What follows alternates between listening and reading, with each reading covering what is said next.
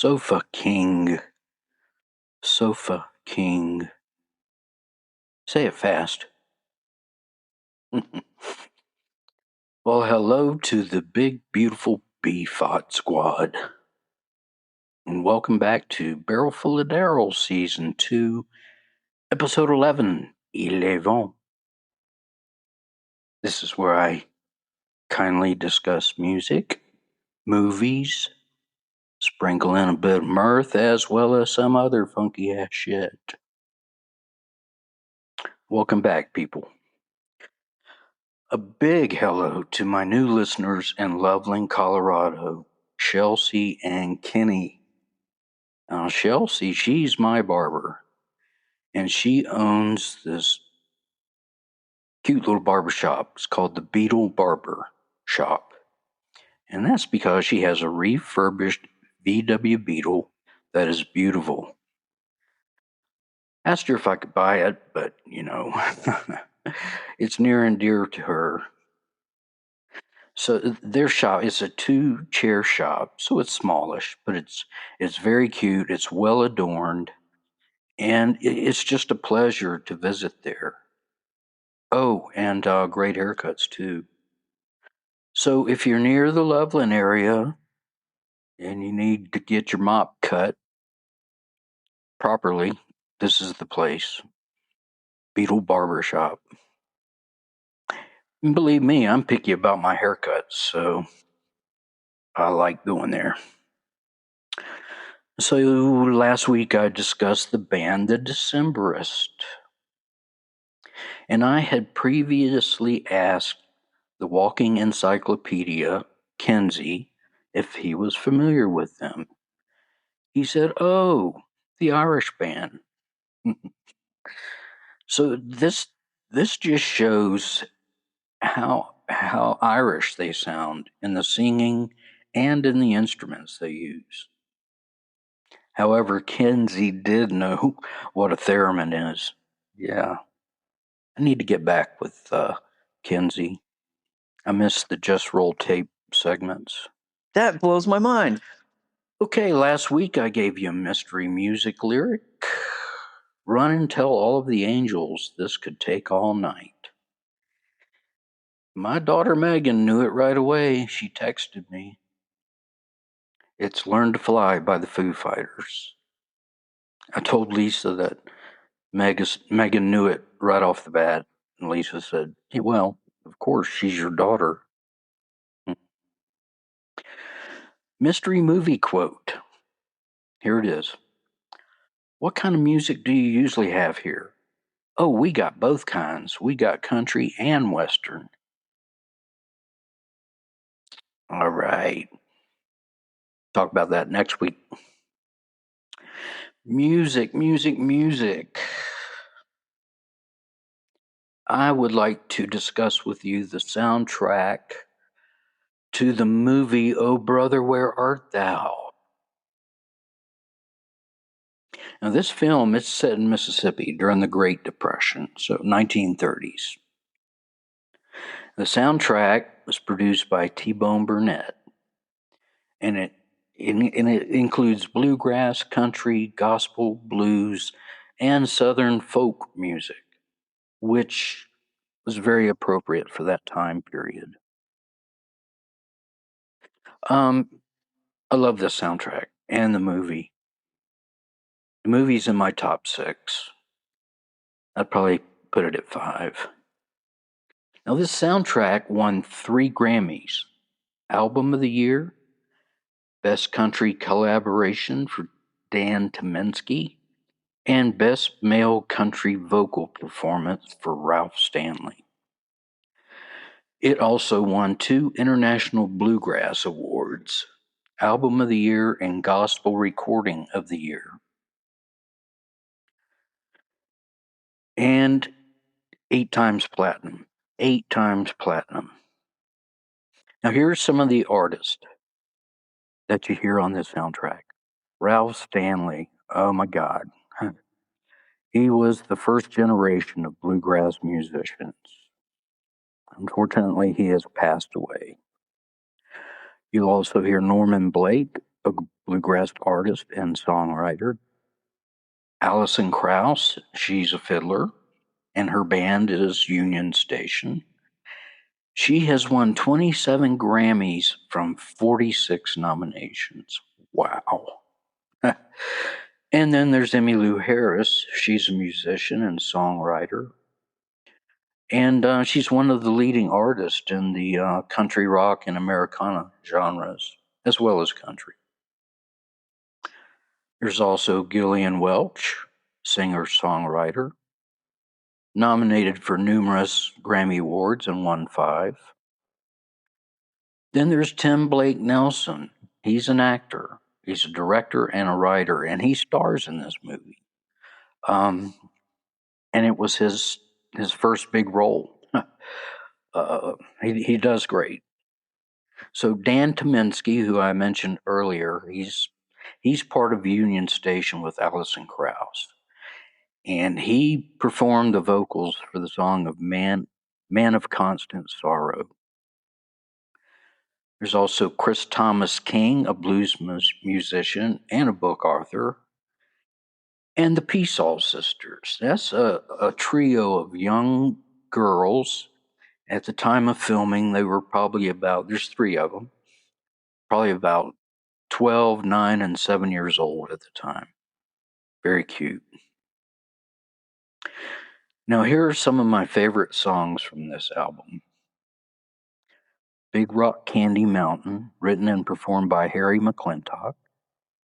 You Are My Sunshine, performed by Norman Blake. Down to the River to Pray, performed by Alison Krauss. I Am a Man of Constant Sorrow, performed by Dan Tominski. Now, in the movie, it's George Clooney singing into the microphone, and he kills it. But I saw a video of him. He discussed that, and he said he really wanted to record the song. So he goes into the sound studio, and he sings his heart out. And he looks out the window at everybody sitting there, the film crew and directors and everybody, and they all kind of got their heads down. And he comes out and he says, "Well, what'd y'all think?" They just kind of shook their head. So they hired Dan Tominski to do it. Another song I really like is I'll Fly Away. And it's performed by Alison Krauss and Gillian Welch. The song In the Jailhouse Now was performed by Tim Blake Nelson. Now, that's an old one, written by Jimmy Rogers decades ago. And the last song on the soundtrack I really love. It's called Angel Band, and it is written by Ralph Stanley and performed by the Stanley Brothers. So this soundtrack is rife with musical talent who perform traditional Southern music, and it really hits me in the feels. And it really, 2 reallys, sets the mood for the movie, and it complements it. And I would say that this would be a lesser movie without the soundtrack. I mean it. And now a word from our sponsor. I'll be right back. Hi, y'all. This is Ricky Ray Simpleton again. Hi, everybody. But you can call me Dr. Frankenstein. Remember back when I blew up that frog? Well, I've seen the error in my ways, and now I'm going to use a different approach. Now, I'm still hankering for a squabbit, and since I had no luck getting that squirrel and rabbit to mate, I decided I'm just going to build one. All I got to do is find the freshly dead rabbit and a freshly dead squirrel. Then I'll dissect them and put them back together and reanimate it. I'll have me a squabbit. Cool, huh? Well, I'll keep you posted, and bye for now. And we're back. Movie time, of course. I got to talk about Oh Brother, Where Art Thou? Wow. What a movie. I watched this again last week, and every time I see it, I just love it. It slays me. Now, this is a Coen Brothers movie, written by Joel and Ethan Coen and directed by Joel Coen. Now, these guys really know how to make an epic movie, and this is one of their best. Now, you may recall I've discussed two of their other movies, Fargo, wow, and No Country for Old Men. Wow. Oh Brother, Where Art Thou? It was released in 2000, and it's a serial comedy drama. Now, some say it's also a musical, but not really. Just has some damn good music in it. It was filmed entirely with color correction, giving it a old-timey sepia tone. And this film is really near and dear to my heart. So I'm going to discuss it with a bit more detail than I normally do. So the setting is 1930s Depression era Mississippi. The movie stars George Clooney, Tim Blake Nelson, and John Turturro as three prison escapees. It also stars Charles Durning as the governor of Mississippi, John Goodman as the Cyclops, more on that later, and Holly Hunter as Penny, Clooney's wife. So Clooney convinces Tim Blake Nelson and John Turturro to escape with him to recover a treasure that he has buried. Now, the treasure is in peril because its location is at a site soon to be flooded by the construction of a TVA electric dam. And finding it in time, it's time sensitive, 4 days. Now, Clooney, he's the wordy, intelligent one, kind of a pompous ass, but he plays it great. Tim Blake Nelson, he's a half-wit. And John Turturro he's just a very temperamental guy. He blows up every now and then. So now I'm going to switch to their role names, Everett, Delmar, and Pete. Oh, at the beginning of the film, they've escaped from a road gang, and they are all shackled together, and they're running across a cotton field, eluding the prison guard who is on horseback. They come to a railroad track, and they get a lift from a blind railroad man driving a handcar, who tells them of their fate, saying they will find a fortune, but not the one they seek. Then they make their way to the house of Pete's cousin, Wash, short for Washington, who breaks them out of their shackles. Now that night they are eating stew with Wash and Wash's son. Delmar compliments the stew. Ooh, that sure is good stuff, Wash. And Wash says, "You think so? I slaughtered this horse a while back, and I think she's starting to turn." And Everett asks Wash where his wife is, and Wash says she's done RUNNOFT. He spells it out due to the boy being there. So she's run off. Now, that night they are sleeping in Wash's barn, but Wash has reported them to the sheriff to get the bounty money. The sheriff's men surround the barn, they set fire to it, and drive them out. And then Wash's son drives up in Wash's car into the burning bar, and he says, "Hop in, boys. I'm gonna RUNNOFT." Gotta love that. Now this boy, he's sitting in the driver's seat, and he's got two huge catalogs under his butt, and he's got boards roped to his feet so he can reach the pedals. That's a great scene. So they make it to safety, and they send the boy back home to his dad. And unfortunately, the car has blown a radiator hose. So Everett he finds a general store. And Pete and Delmar, they go pitch camp somewhere. And in the general store, the clerk tells Everett that he can get the part in 2 weeks' time. That's a big issue for Everett. So Everett asks, he says, well, how about, can I get some pomade from you? This character, Everett Clooney, very anal about his hair.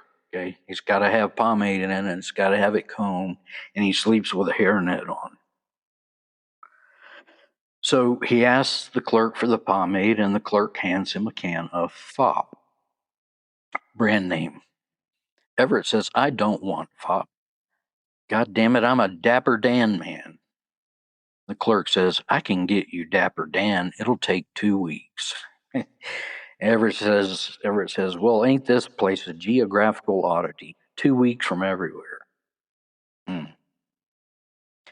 So Everett rejoins the boys at the camp, and he tells them that they can't get the car fixed for 2 weeks.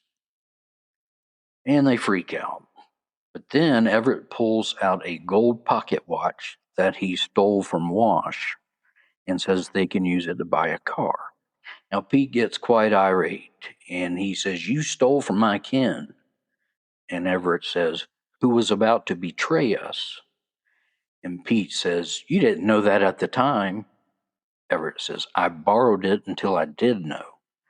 Pete says, that don't make no sense. And Everett says, it's a fool who looks for logic in the chambers of the human heart. So about this time, there's a congregation starts walking past them through the woods headed to the river. And they're all dressed in robes, and they're singing the song Down to the River to Pray. So the boys, they follow them to see what's up. And they see that baptisms are being done by a preacher. Delmar, he runs down into the river, goes to the preacher, and the preacher baptizes him. He then runs back, and he tells Everett and Pete that all of his sins have been forgiven, and he's a free man. And Everett looks at him, and he says, well, you may be okay with God, but the law won't see it that way. And let's see, Delmar says, I'm even free of knocking over that Piggly Wiggly store. Piggly Wiggly, people. And Everett says, I thought you said you didn't do that. Thought you were innocent. He says, well, I lied. And I'm saved from that too. So hearing this, Pete also runs down into the river and gets baptized.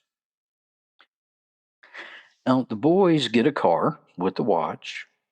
They're driving along, and they come across a young black man with a guitar at a crossroads.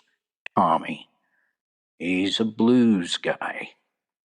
Tommy tells them that he sold his soul to the devil and is on his way to Tishomingo.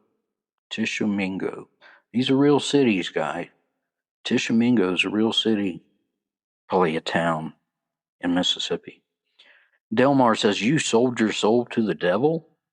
Tommy says, well, I wasn't using it. So they ask what's in Tishomingo, and he says, there's a man there that will pay you $10 to sing into a can. Well, the boys like the sound of that. So they all go to Tishomingo, and they go into this radio station, radio tower, everything. And the blind station manager, Blind, he comes out, and it's played by Stephen Root. He's one of my favorite character actors. Love this guy. And they tell him that they are the Soggy Bottom Boys, and they want to sing into his can. So they sing the song, I'm a Man of Constant Sorrow, into the can, into the microphone. And the blind guy, he loves it. and he signs a little deal with them, gives them each $10. Now, unbeknownst to them, he plays this song on the radio, and it becomes a major hit, but the boys know nothing about it. Now, later on that evening, they're camping when they hear the bounty hunter and his posse nearby. So Tommy, he kind of says, fuck this, and he runs off. And the boys lose their car again. But they were hiding in the bushes when they saw the posse, so they didn't get captured. The next day, the boys are walking when a car pulls up driven by George Babyface Nelson, who's being chased by a police car for robbing banks. And he's got a machine gun and everything that he shoots at the cop cars. So they ride with Babyface into the next town where he robs another bank. Now, Babyface is portrayed as a manic depressant. He's manic while he's robbing banks and having fun. And then he slumps into depression. And that night around the campfire, he's in depression. He tells the boys, I'm done with this. He gets up and walks off, leaving them his money and his car. So the next day they are driving, and Pete hears the sound of sirens down in the river. They go down there, and there's 3 beautiful women singing. And the women seduce them, give them corn liquor, get them drunk. And the next morning, Everett and Delmar wake up, and all that's left of Pete is his clothes, laid out as he was still in them. So they start hollering, trying to find Pete.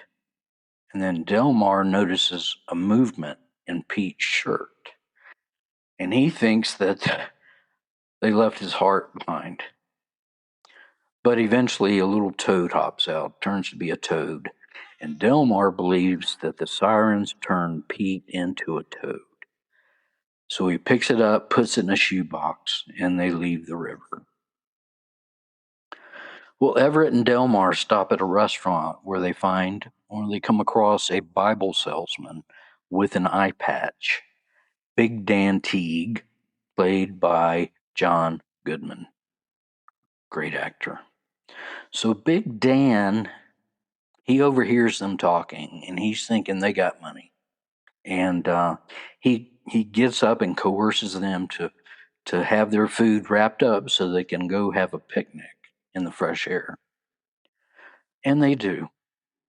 So after eating, Big Dan, he breaks a huge limb off of a tree, and he basically beats the shit out of the guys. Yeah, they certainly got beat up pretty bad. It's funny, he hit Everett in the head, and Everett's head flies back, and corn kernels pop out of his mouth. It's just, I love that kind of stuff. So they're on the ground and moaning, and Big Dan, he grabs the cash out of Everett's pocket, and he picks up the shoebox thinking it's full of money, but he finds the toad. He says, these things give you warts. He squishes it in his hand, and he throws it at the tree, and then he leaves in their car. Yeah, poor Delmar, he's laying there saying, that's Pete, that's Pete. So Everett and Delmar, they finally make it to Everett's hometown, and they come upon a campaign for Homer Stokes, who is running to be the next governor, opposing the incumbent Pappy O'Daniel. So you get Homer Stokes and Pappy O'Daniel. Now, Everett finds his wife, his ex-wife, Penny, in a Woolworth store, and he confronts her.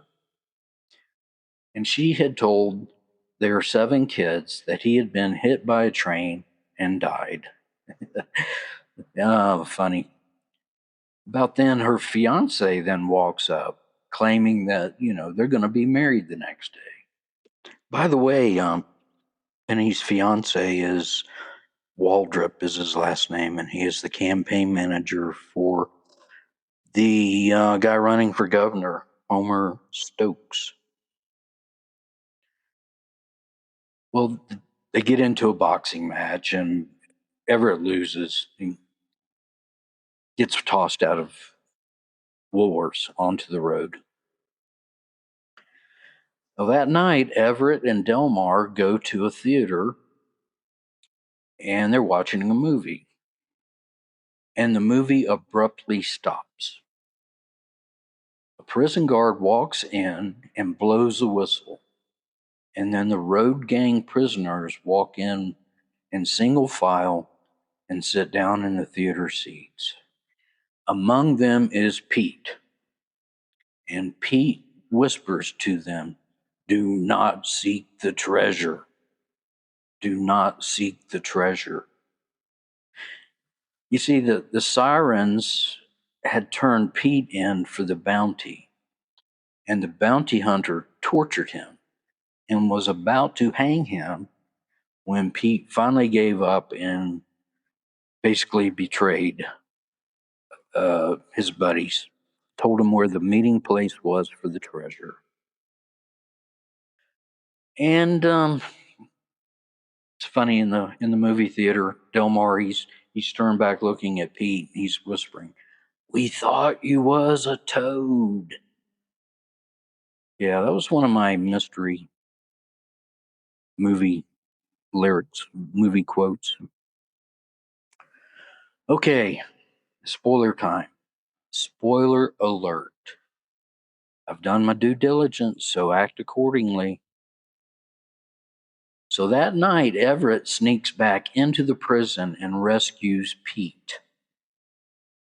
They go back out in the woods, and Pete is very apologetic for betraying them and telling them the location where they're going to be. And Everett confesses that there is no treasure. In fact, he had to get back home to stop his ex wife's marriage. And since they were all chained together, he had to tell them something to get them to come along with him. Now, Pete does not take this well because he only had 2 weeks left on his sentence. But after he escaped and they caught him again, they tacked on 50 years. He says, "I'm not going to be out until 1984. But they all agreed to help Everett get his wife back. Now, later on, they come upon a KKK rally. That's a Ku Klux Klan rally. White supremacist, in case you don't know. And they see that they intend to hang their buddy Tommy. Now, they see the color guard on the fringe of all the Klansmen. They knock him out. It's still their hat, their white cape and everything, and they walk into the rally pretending to be the color guard. um, so they're walking and they're whispering to Tommy. They're walking right behind Tommy and they're whispering to him, "We're here to save you." And about that time, Big Dan, he's a Klansman and he's there and he sniffs them out. And he pulls their hoods off and exposes them, basically. And they manage to fend off the Klansmen with the big rebel flag, basically. And while they're getting away, they cut the wire that's holding up the big burning cross, which falls on and kills Big Dan. Also, it just so happens that the Grand Wizard, the guy running the KKK show, is Homer Stokes, the guy running for governor. Now, every scene in this movie is great. But this next scene that I'm about to discuss is the best, in my not so humble opinion. Now, the boys, along with Tommy, get back into town and they see that there's a big gala going on in City Hall. And they see Eric's ex wife, Penny, going into the hall. So Everett hatches a plan. They all put on fake beards and hats as disguises, and they sneak in as a band. As they take the stage, Everett walks over to the side of the stage to talk to Penny, while Pete and Delmar sing the song He's in the Jailhouse Now. They do a good job of it. And the crowd loves it. Okay. City Hall full of people. Okay. So after they finish Jailhouse Now, they start singing Man of Constant Sorrow. And the crowd just goes nuts. They go crazy. And Everett and the boys are stunned by this. But Everett walks over to the mic and they start to sing the song Man of Constant Sorrow. And one guy in the crowd shouts out, Hot damn, it's the Soggy Bottom Boys. And the boys keep singing and dancing around until Homer Stokes walks in. He grabs a mic and he starts yelling about how they, the boys, are wanted prisoners and how they disrupted his KKK meeting. Everything goes quiet and he keeps yammering. And the crowd, they start throwing vegetables at him and basically they run him out of town on a pole. Yeah, pretty cool. Then the boys start singing again. They continue the song Man of Constant Sorrow. Governor Pappy O'Daniel, he goes up on the stage and he grabs this opportunity because these boys are hot. So he puts his arms around them and he pardons them. And he says they are going to be his brain trust. Such a great scene. Now, as the boys are leaving the hall along with Penny, they discuss their wedding. And Penny insists on using her original ring, which is in a cabin in a roll top desk. Everett objects, saying that the cabin will be underwater by tomorrow. But Penny puts her foot down, and the next day the boys go out with Tommy to find the ring. Unfortunately, the bounty hunter and his posse are there waiting for them, with 4 nooses strung up on a tree. Now, the boys tell them that they were pardoned by the governor, and that news went out on the radio. And the bounty hunter replies, We ain't got no radio. That was another mystery movie quote. And about that time, the floodwaters come crashing in, and everything just goes tumbling. Everybody and everything, all underwater. So the boys struggle, and they find logs to float on. And then they see Tommy, and they ask him what he's floating on, and he says a roll top desk. So they have found the ring. Now that's pretty much the end of the movie. It's close. It's loosely based on the epic poem "The Odyssey" by Homer. Now, in writing the script, the Coens did not intend for that, but they did see a couple of similarities, so they built in more similarities. And at the beginning of the movie, it even states that this is based on the Odyssey by Homer. Now, the Coens had never read the Odyssey, but they knew about it from pop culture, like we all do.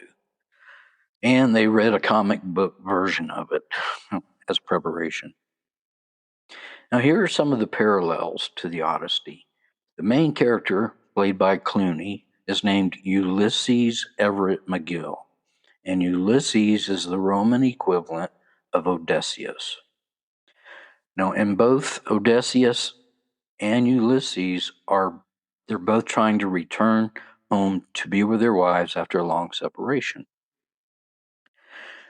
In the Odyssey, a blind prophet advises Odysseus on how to get home. And O Brother, the blind railroad man, tells the men of their fate. Also, both feature a one-eyed cyclops, Big Dan, and both feature sirens luring the men away. Okay, so this movie is not streaming on any platforms, but it can be rented or bought on Prime Video. Now, it's worth buying it because, believe me, you're going to want to watch this more than once. If you don't own it, you should own it. If you want to rent it, that's fine too. You'll love it. Tell them Daryl sent you. Word of the week. My thanks goes out to Dustin for giving me this word of the week. Contronym. Contronym. A contronym is a word that has opposite meaning depending on context, such as cleave means to split apart, or it means cling tightly. Sanction means to allow, or it means to penalize. Dust means to add particles, or it means remove them. Weather means wear away, or it can mean endure. Fast means moving quickly or firmly secured. Oversight means a careless error, or it means supervision. Thanks, Dustin. That's a great word. Contronym. Joke of the week. I asked my surgeon if I could do my own stitches. He said, suit yourself. Question of the week. Last week, I asked, what the fuck is a theremin? And I also advised you to look it up and watch a YouTube video about it. It's very amazing. So it's a unique electronic instrument, musical instrument, invented by Leon Theremin, a Russian physicist, in 1920, and it is played without physical contact. It creates sound via two antennas. One controls pitch and the other controls volume. And through hand gestures, hands going, disrupting this magnetic field, it makes sound. This is truly amazing. If you haven't checked out some of the YouTube videos, please do. In one, there's a guy with a guitar accompaniment, and he's using the theremin to mimic Dolores O'Riordan's voice in the song Zombie. Mind blown. My wife watched it with me. She could not believe it. Also, the Led Zeppelin, they used one in their song Whole Lotta Love, and the Beach Boys used one in their song Good Vibrations. Cool stuff. New question of the week. Is it possible for the left and right sides of your body to have a difference in pain threshold? We'll talk about that next week. Thought of the week. Memento mori. That's a Latin phrase. Memento mori, M-O-R-I. And what it means is remember that you will die. It is a famous Latin quote that basically talks about mortality and the inevitability of death. It's most commonly used as a warning or a reminder that no matter what we do, we are all equal and that we will all die. And when I used to travel to Germany, I like to visit the old churches. I mean, these churches like 400, 500 years old, okay? Beautiful, huge, magnificent churches. And all of them displayed religious symbols, including skeletons representing death. Basically, wherever you looked around, there was a skeleton as a religious symbol. Memento mori. So do not forget about the playlist. As per, I've added a few songs from the soundtrack, and they're on the season 2 playlist. And if you got an itch to contact me, you can click on the send me a text button in the episode, or you can contact me directly at bfodpodcast@gmail.com. And by the way, don't forget, because I won't let you forget, the podcast also have an option for you to support my show, which means you give me a couple of dollars every month. Defray the cost of me renting and buying movies to discuss with you guys. If you're up to it, that's great. If you prefer not to, that's great as well. Just happy to have you here. So that is the end of season 2, episode 11. A little bit long. Sorry if that upsets you. It was a fun one. I really hope you watch this movie and give a listen to the soundtrack. At least listen to the songs on the playlist. Now, some of them are like religious hymn type stuff, but they're great and they're old timey, and I just love it. So I hope you were entertained. I hope you have a fucking great week, and I will talk to you again about a week from now. Bye for now.